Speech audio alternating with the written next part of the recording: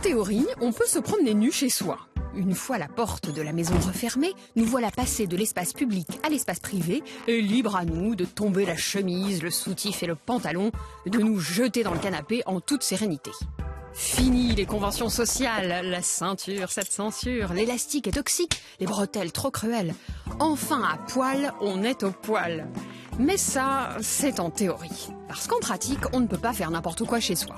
Alors oui, le droit considère que le domicile est un espace privé dans lequel on peut bel et bien se dénuder.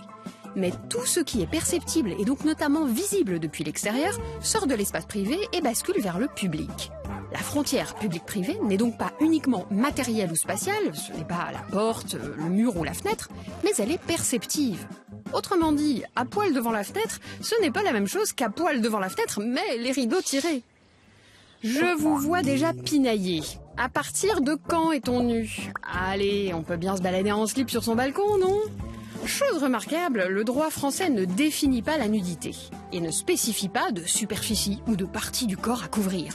Il y a néanmoins 2 critères qui relèvent de la jurisprudence.